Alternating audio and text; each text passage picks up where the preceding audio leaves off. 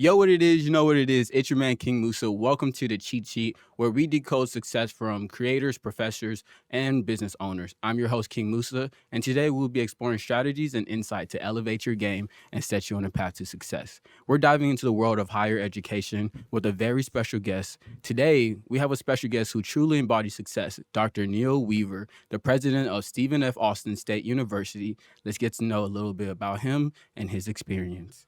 Welcome, Dr. Weaver. Thank you. Glad to be here. Appreciate the invitation. Yes, sir. So before we get started, I have a quick question for you. What is your favorite sport in the Summer Olympics, or what have you been keeping up with? Yeah, I think I've been surprised by you get on NBC Sports, right? And you can watch every sport. So Right. this is the first Olympics that I'm aware of where you can watch every single sport instead of just the sir. ones they want to show you. So I thought rugby was really interesting. Got a kick out of that. Yes. Obviously, I was glad to see the women's gymnastics team Mhm. win again, and 3-on-3 basketball. I didn't know what that was going to be like. Really? So I was kind of excited about that. And then Jimmer Fredette, lost his first game. So both our Actually- men and women lost their first game. So. Ouch. I never even knew they had 3-on-3 basketball. Yeah, 3-on-3 basketball, Yes, which is a very sir. different version of basketball. Right. So It's almost yeah. like blacktop. Yeah, Yes, sir. So let's go ahead and get started. What is your name and your current position at Stephen Austin State University? My name's Neal Weaver. I'm the president at Stephen F. Austin. I've been here about 3 months, just short of 3 months, and Yes, so sir. I'm still trying to figure out which chair to sit in and what building to go to. But we're making a little progress. I mean, we all kind of go through that same experience when we first get here. That's correct. Yes, That's sir. correct. I think most people find, especially this building, they didn't even know this building existed or what goes on in here. But I'm glad you're here today. Can you share a little bit about your hometown and upbringing and how they influence your career path? Yeah. I mean, I grew up around Oklahoma City, Mm-hmm. a suburb of Oklahoma City, if you think of it that way. Yes, sir. So I went to a big high school, in the largest high school class in the state of Oklahoma, and then I went to probably the smallest university in the state. Really? At least public institution. I went Mhm. to Panhandle State University out in the Oklahoma Panhandle. There were less than 1,000 students. Yeah. So I went from the very biggest to the smallest, and enjoyed both. Found ways to have fun, and realized that even when you live in a big city, your Mhm. world is pretty small. And I don't know. Right. I don't know how you experience it, but if you I'm live from in Houston, so but coming out here how felt great. how far away from your house in Houston do you really go? Less than Right? 30 minutes. Right. Right. So you live in a relatively small area. You go to the Mhm. same grocery store, you go to the same restaurants, you go to the same places to shop and have fun and do all those things. Right. And so even though you're in a big city, oftentimes we live in very, very small vicinities. Right. So I would guess that the where you live in Houston is, and where you function in Houston, is probably not a whole lot bigger than Nacogdoches. Yeah. You can go, and you might every once in a while, Right. but on a regular basis, you probably stay within a couple of miles of Right. your In the house. subdivision. And everything. so we learned to live in places that we're comfortable, and where we grow up, and where we're around things we know and know how to find, and all that kind of Right. stuff. And so I just learned that I really liked smaller communities, Mhm. and I've spent my life working in places that aren't very big. That makes sense. What did you start majoring in? You said Panhandle. Yeah. I started doing what you're doing right now. I was a Oh. speech communications major. Yes, sir. I wanted to be a sportscaster. That was my goal in life, was Mhm. to call the play-by-play for games on the radio and television. Took a lot of classes in radio. I had a radio show on Really? the campus radio station. I was the editor of the college newspaper. Do you remember the name of the show? Well, it was just a radio station, Okay. and so everybody had their hour. Right. But you guys use like digital music. We actually had records, like the old Right. We got a couple of them 45s. back there. Mhm. And we had to like put the needle on the record and make it spin. And it was much different, but still a Right. lot of fun, a lot of practice, talking on the radio and reading PSAs Right. and doing commercials and that kind of thing. So that's what I wanted to do, and that's what I got my degree in. And then life took me a different direction. Yes, sir. Okay. What are some of your personal interests and passions, both professionally and outside of work? Yeah, well, obviously, professionally, I like to help people be successful Hmm. at what they choose to do, and that means students. Certainly, we want to help our students be successful, but I want all of the people that work here at SFA to be successful in what they choose to do, and if they choose to work here, I want them to be successful at doing what it is that they've been asked to do, doing what they're tasked to do, Yes, sir. and so making sure that we have an environment where everybody feels empowered Hmm. to make the decisions that are theirs to make, feeling confident that when they do what they're supposed to do, they have the support of the people around them so that all of us can be successful as an organization. So that's professionally, that's what I Right. like to do. Okay. Personally, I love to play golf. That's probably my favorite hobby, I guess you could say. I like to invest in the stock market, so I keep Okay. track of stocks and I have some play money that I invest here and Yeah. there and try to it's better than gambling, I guess. But yeah, so and then I like to bake desserts. I like I don't really like to cook. Mhm. I like to make desserts. What's your signature dessert? Well, cupcakes are Cupcakes. probably Okay. a variety of different flavored cupcakes and pies and Yes, things sir. like that. So Okay. yeah, I never would have guessed baking. That's well. that's that's a pretty cool hobby.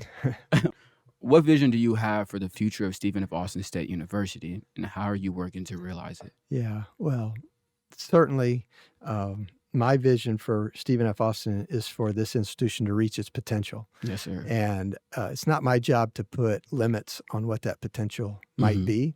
So I don't really like to use uh, numbers or Right. benchmarks as far as we're going to be this big or we're going to be that big because I don't know. I can't predict the future. This institution is 100 years old. Right. When they started 100 years ago, did they think they were going to be this? Probably not. Yeah. Probably not, right? So why would we put artificial barriers on ourselves? So Mhm. my goal is for us to be um, to reach our potential. And what I'm looking at right now is all the ways that we are not Mhm. as good as we should be. Yes, sir. And this place is amazing. This institution is fantastic. It has a great Absolutely. reputation. It's produced an inordinate number of incredible alumni. Yes, sir. We have great faculty, great students. So we're a very, very good institution. But when you look at the numbers, there's opportunity for us to be better. Right. And imagine, I'm looking at like 7 or 8 different benchmarks Mhm. or measures. And if we just reached our potential in 5 of those 8, Mhm. this whole place would be completely different, Yes. and we'd be a better place. So that's what we're looking at and what we're focusing on is what are those areas where we have room for improvement. Mhm. Doesn't mean we're not good. It just means we're not reaching our potential. I And like that. so we're trying to figure out what are those things we're going to focus on and what are the things we need to do to get better in those areas. Right. Okay. Have you been enjoying seeing the orientations and just the Oh incoming gosh, freshmen? yeah. I mean, there's nothing. I mean, if you work in higher education and you don't like to be around students, you're in the wrong business. I Right. mean, there's an energy and an enthusiasm, particularly around freshmen Mhm. and their parents, that is infectious. It's fun.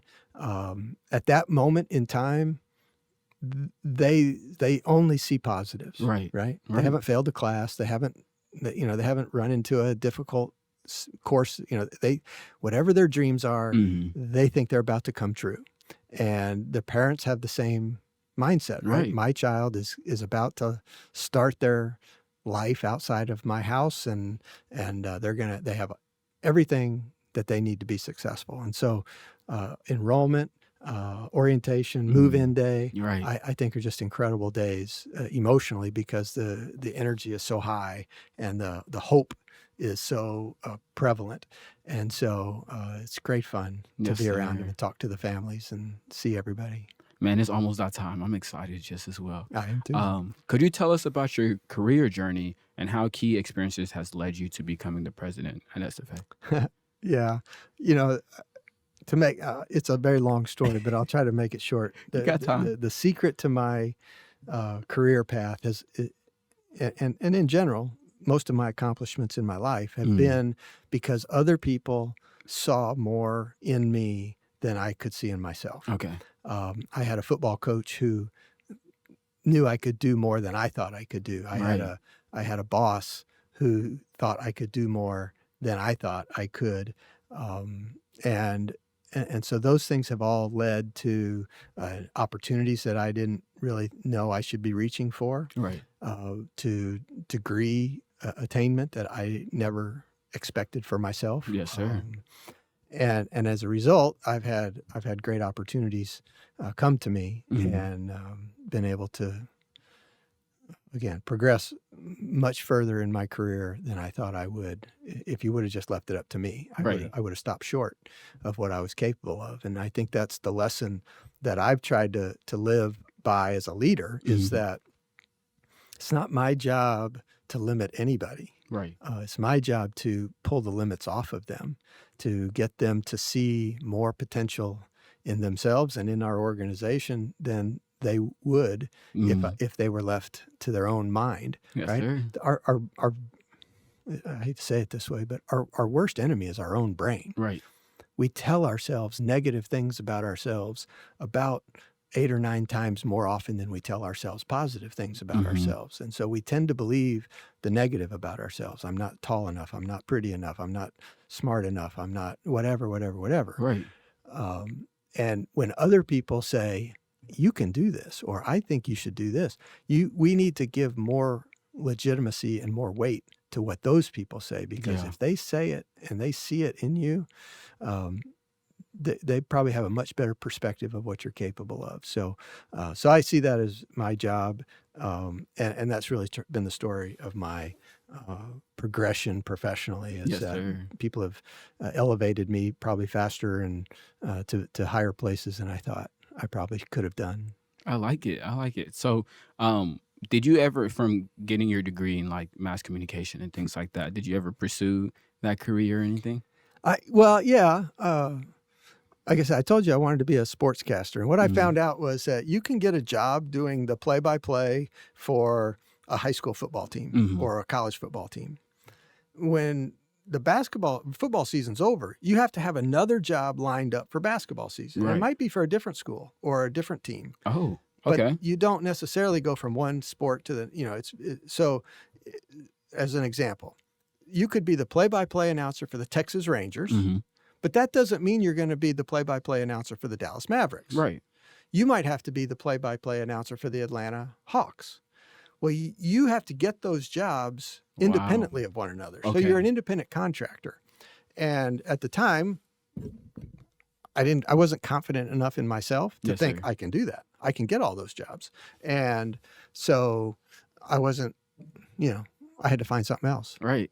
I had Man, to that's find kind of something cool. So, there was this officer I was talking with, and he was telling me, he was asking me about my major and everything, and I told him I was in radio and television and things, and he was like, "Why do you not seek a high security, low risk job? Things like officers, things like judges, doctors, all those guys, teachers, and things like that." And I was like, never really like thought about it like that. Like he's like, yeah, y'all don't see the 15 years after, from the age of like 22 to, 35 and everything. And so as we just talked about it, he was like, you should probably look into, some education if you love that whole teaching side and everything. So to kind of see that shift, in our president, I like that idea. There's a lot of interesting things in life. There's When I talk to my boys and students, Yes, sir. you can. It's real nice to have a job where you get paid at the end of the month, Mhm. and it's somebody else's job to make sure the company survives. Right. And there's comfort in that. There's security in that. But there's no chance to get rich, Hmm. right? The person who starts the business takes all the risk, Right. and they're responsible, but they can get rich. Right. Now, they can fail, right? But they can get rich. You're right. So if you're not willing to take the risk, you can have comfort, security, Okay. but you probably can't have the upside of becoming ultra wealthy. Right. So that's one thing to think about. The other thing to think about, There's some jobs in this world where you show up at work Mhm. and the work comes to you. So my son's a veterinarian. He goes to his animal clinic every morning, and every day people bring their animals to him, Yes. and he does whatever shows up, right? He might do surgery here. He might, do some vaccinations. He might do, whatever walks in the door, that's what he takes care of. And he goes Mhm. home at the end of the day. And look, veterinarians make a lot of money. He's going to be fine. Yes. But he doesn't advertise. He doesn't call people on the phone and say, "Hey, does your dog need a shot today?" That's not, so he Yeah. doesn't create the work, right? Okay. He just does what comes to him. But then there's other jobs where you get up every morning and you have to figure out, what am I going to do today? Mhm. How am I going to make something happen? And so what kind of person are you?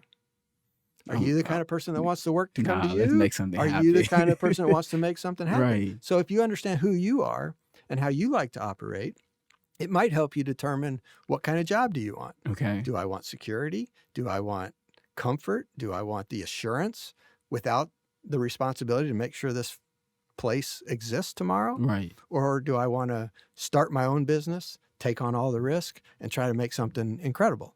It takes both. It takes all kinds of people to run this world, and the most important thing is just understanding who you are Right. and what do you like to do, and how do you want to behave every day. And so, the more you know that, the more likely you are to find a job you really like, Yes, that sir. fits your personality, that you can invest all your person in. Yes, And sir. that's important, right? Because you want to be happy doing whatever it is you choose to do in life. And if you have a job that you hate, Mhm. then 50% of your life is going to be miserable. And that's Mm. terrible. Okay.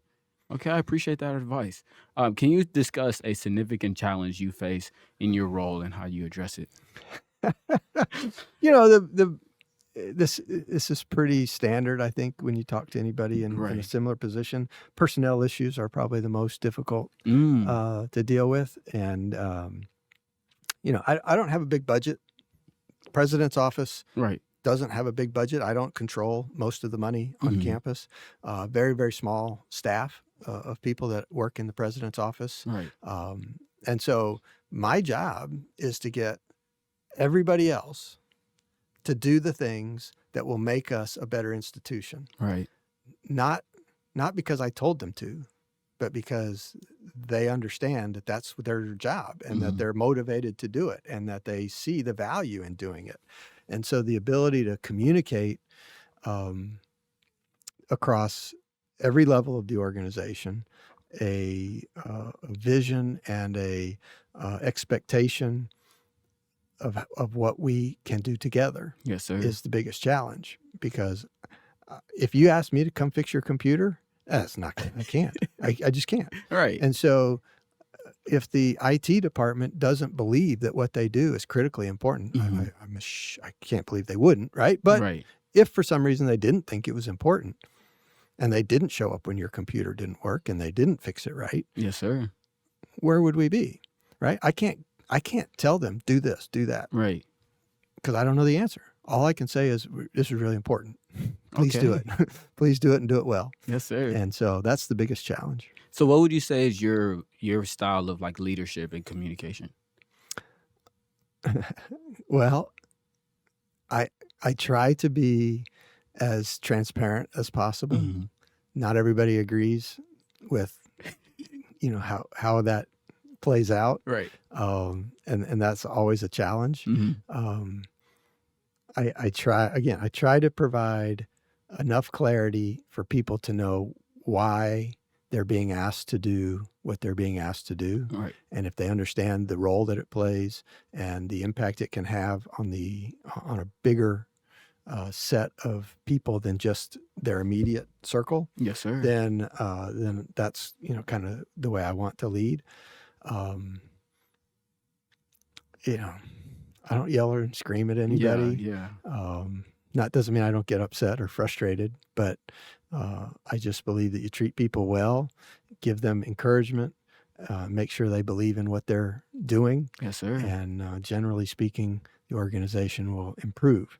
So that's the kind of the approach I like to take. I like to be visible and engaged, and I like Yes, to know sir. people. Pretty social, pretty, but I stay out of the way to the Right. best of my ability. Okay. So. I like that.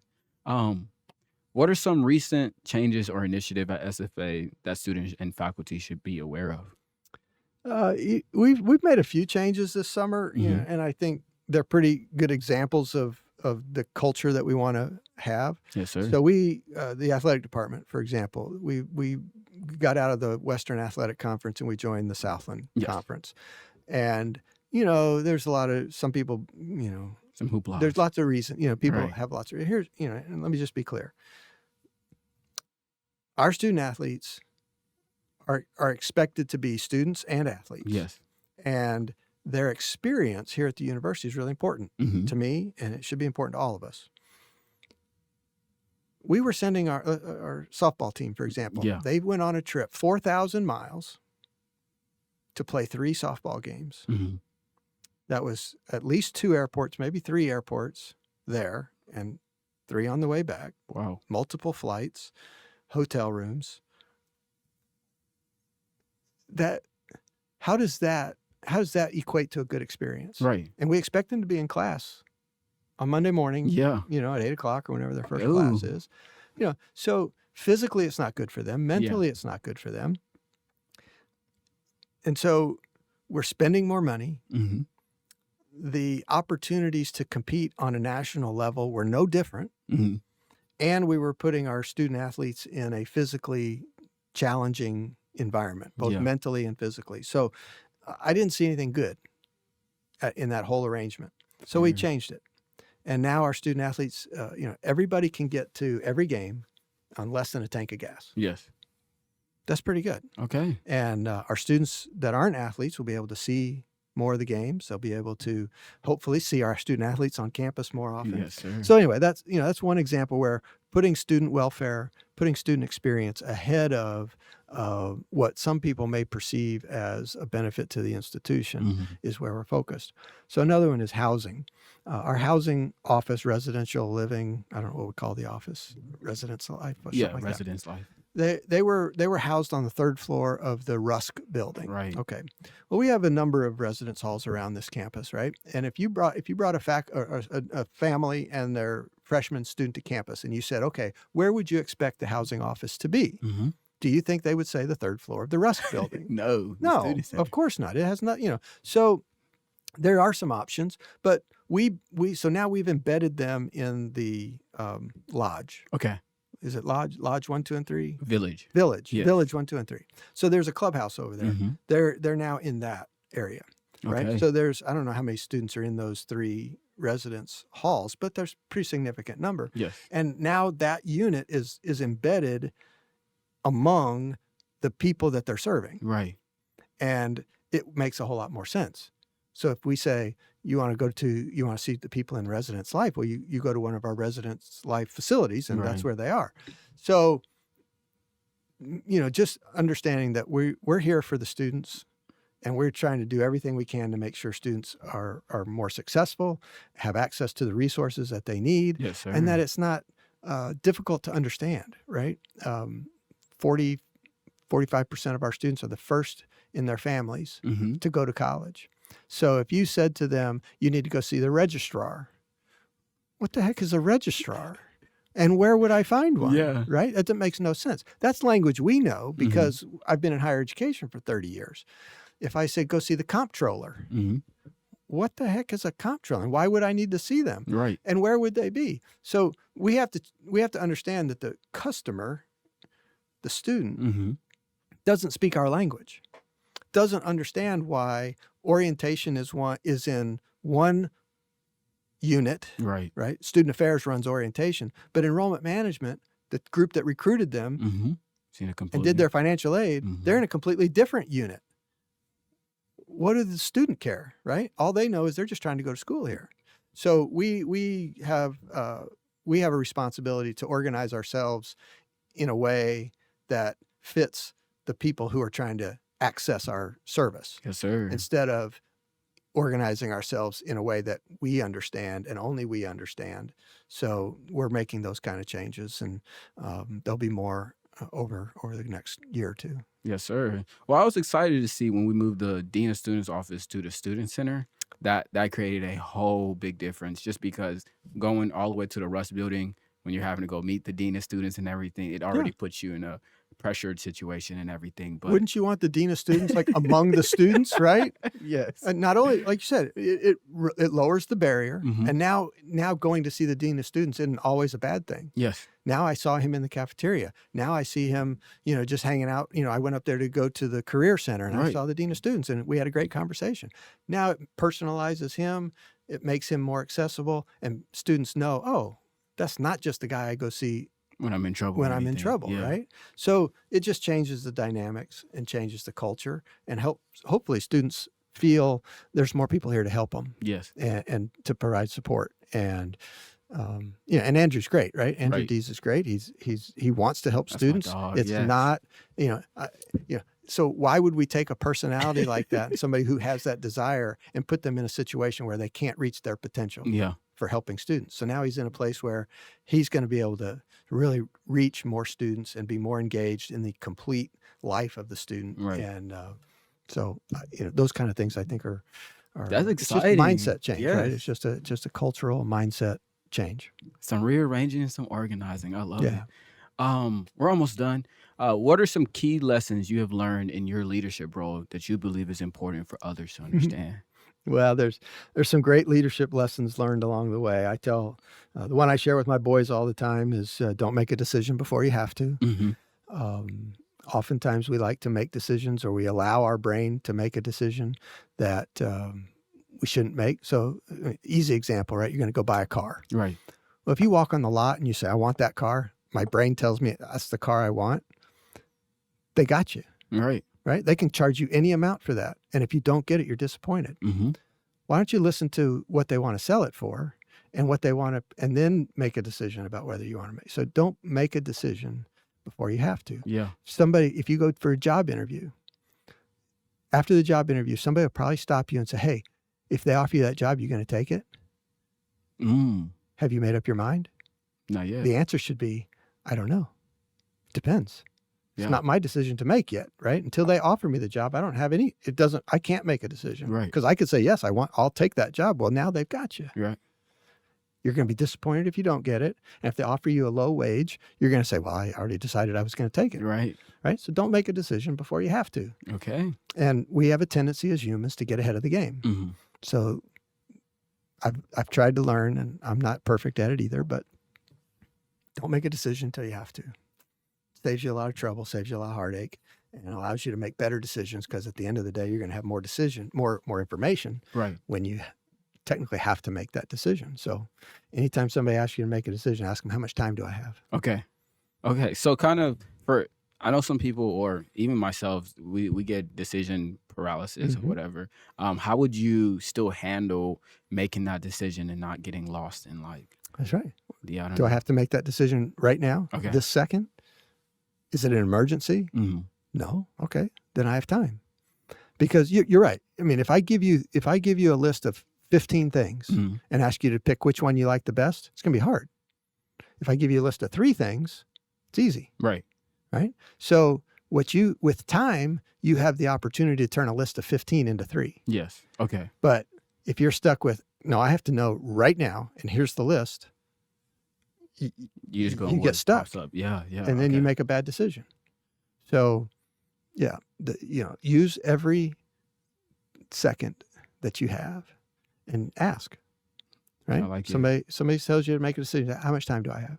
Do I have 5 minutes? Do I have 5 days? What do I got? Because a lot can happen. Things can change, Yes, sir. right? So who are you going to vote for president? I don't know yet. We still I got don't know. time. Got plenty of time, right? A lot of things could change between now and then. Right, Why would you make up your right. mind now? Yeah. So it's hard to say. So anyway, I think that's an important one. I will say that from a leadership perspective, Mm-hmm. if you know what you think about people, it changes everything about the way you lead. Yeah. So if there are no rules in life, none, no rules, Right. do you think that people would be mean and selfish, or do you think people would be cooperative and caring and look after one another? I would say cooperative and sharing that's just my values and beliefs that I see. Have you seen what happens when society breaks down? Yeah, no. What happens? they kind of tear apart first. Okay, so I'm not saying there's a right answer. Right. But if you want to know what kind of leader you're going to be, you better understand what you think other people will do. Okay. So if I think people without rules will break down and they'll become selfish and self-centered and they will be mean and nasty and cruel, then that tells me how I'm going to treat people. Right. And how I'm going to have to lead them. If I think everybody will just do exactly what we want them to do and they'll help each other and they'll share their food and they'll, go out of their way to help them with their car breaks down, all that kind of stuff, it changes the way you lead people. Right. So it starts with the basics and then you build from there. But from a leadership perspective, you have to know what you think before you can tell other people how you're going to lead them. Right. And so leadership is a very personal thing. We all do it differently based on our own personal beliefs and expectations of others. Okay. So let's go ahead and get into our last question. What advice and wisdom would you want to share with students and aspiring leaders in the education field? Well, I think the most important thing is, and I'll go back to what I said before, is believe in yourself more than your brain tells you to. Okay. And find people and hang around with people that believe in you more than you do, and listen to them. Yes. God, just listen to them, right? Believe them when they tell you something, and forget what you think. Right. And then pick a job you love, help people. I just believe that we're happy when we try to make other people better, when we do something of service to others. And so that's why I'm in education. I think that we change people's lives for the better, and I think we change the direction of families. And for generations and generations. So I find real purpose in my work. And if you find purpose in your work and you're making other people better, right, your life's going to be pretty good. And education is certainly one of those areas where that can happen. There's others. Yes, sir. There's others, but Okay. Do you have anything else you want to kind of tell the students before the semester start? Well, the most important thing is I'm just really excited for them to get here and to meet them all. I hope the students will say hello when they see me on the sidewalk, tell me what they're up to. If anybody's been to the orientation programs, they know that I like to tell really bad dad jokes. So if you don't know what to say to me, tell me your best dad joke, and we'll start there and see where it goes. But I just don't want anybody to be afraid to come and talk to me and let me know how things are going for them here at Stephen F. Austin. Yes, sir. Well, we have about 26 more days before school actually starts. So I'm excited for all of that. Thank you, Dr. Weaver, for sharing your insight and experience with us today. It's been enlightening to learn about your leadership journey and the future of SFA. Remember, listeners, success in any field begins with understanding and action. Subscribe to the Cheat Sheet, follow us on social media, and stay connected. This is King Musa signing off. Stay encouraged as you stay inspired and keep learning.